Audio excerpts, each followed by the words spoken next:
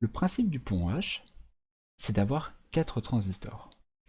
On a 4 transistors, et ces transistors, ils sont placés comme ça, 2 à 2. Et ça forme, vous le voyez ici, un H. Comme ceci. Pardon. Ça forme un H, avec le moteur qui est au milieu du H. C'est pour ça qu'on appelle ça un pont H. Maintenant, regardez bien. On a le courant qui va partir d'ici. Voilà, qui va partir d'ici. Et maintenant, en fonction de comment on va activer nos interrupteurs, nos transistors, notre courant va pouvoir passer dans un sens ou dans l'autre. Donc par exemple, si j'ai le transistor en haut à gauche et le transistor en bas à droite qui sont activés, alors maintenant mon courant, il va faire comme ceci. Il va partir ici. Ici, il ne pourra pas y aller parce que le transistor est ouvert, donc le courant ne peut pas circuler. Donc forcément, il va partir ici. Ensuite, quand il se retrouve là, ici, le chemin il est ouvert, donc on ne peut pas aller par là. Donc forcément, il va être contraint de passer par là. Ce qui fait que notre moteur, donc le courant, va dans ce sens-là au niveau de ma batterie, et au niveau du moteur, le courant va aller par là. Et ce qui fait que notre moteur, par exemple, va tourner par là. On va avoir, si on a une pile 9 volts par exemple, on va avoir 9 volts de ce côté-ci, 0 volts de ce côté-là, et notre moteur, par exemple, tournera dans ce sens-là. Maintenant, imaginez on fait l'inverse. On a toujours notre courant qui démarre dans le même sens, donc il part toujours dans cette direction-là. En revanche, cette fois-ci, on va fermer en haut à droite et en bas à gauche. Ici, c'est ouvert, donc le courant ne peut pas aller par là. Comme ceci, traverse le moteur, redescend, et revient ici. Pareil, il ne peut pas circuler par ici. Cette fois-ci, notre tension va être 9 volts de ce côté-ci du moteur, et 0 volts de l'autre côté. Et donc cette fois-ci, le moteur va tourner dans l'autre sens, puisque la tension à ces bornes sera dans l'autre sens. Le courant va circuler dans l'autre sens.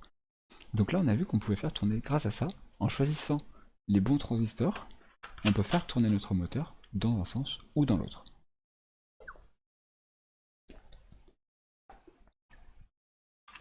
Maintenant, une chose importante, si je reprends le schéma qui est juste au-dessus, pour ne pas avoir les petites flèches dessinées, une chose importante, c'est que notre courant, donc il démarre, il va ici. Si je ferme ici, et si je ferme là, qu'est-ce qui va se passer? Mon courant, il va partir par là, il va continuer, et il va faire comme ceci.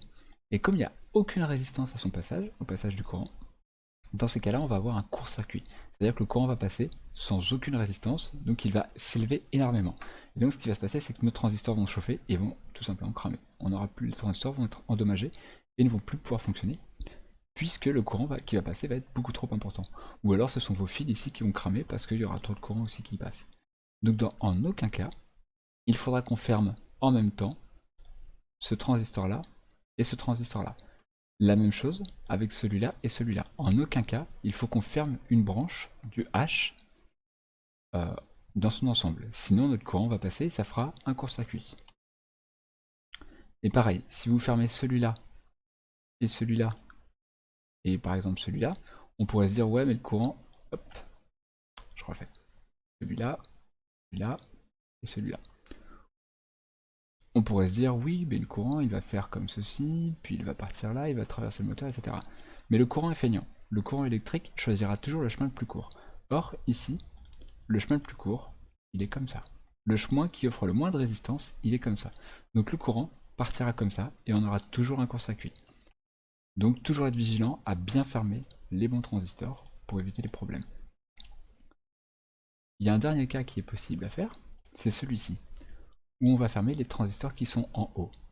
Dans ces cas-là, la pile ne va rien alimenter, mais le moteur ne pourra pas tourner non plus. Je vous rappelle que le moteur, ce qu'on avait expliqué la semaine dernière, si on essaie de le faire tourner à la main, il génère un champ magnétique, et donc il génère une tension, un courant, dans les bobines qui sont à l'intérieur.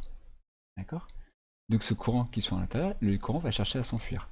Si on ferme les deux transistors qui sont là, le courant ne pourra pas circuler, il partira juste dans les diodes de roue libre. Pareil, qu'on a vu la semaine dernière. Donc, allez voir sur la chaîne YouTube si vous en rappelez pas. Et donc dans ces cas-là, on va avoir une opposition forte au passage du courant, ce qui fait qu'on aura un mode de freinage sur le moteur. le freinage, c'est-à-dire que le moteur, il faudra vraiment forcer pour réussir à le faire tourner, mais naturellement, il n'aura pas envie de tourner parce qu'on ne sera pas en mesure d'injecter du courant dans les bobines. Donc c'est un cas plus rare, mais on peut le rencontrer. Position de freinage en fermant les transistors. En haut ou en bas, ça n'a pas d'importance, ça fera le même résultat. Donc là encore, il faudra mettre des diodes de roue libre pour éviter que nos petits transistors crament au cas où le moteur tourne, par exemple s'il est en roue libre et qu'on arrête d'accélérer, ou si on le fait tourner à la main ou ce genre de choses. Elles seront là pour protéger les transistors.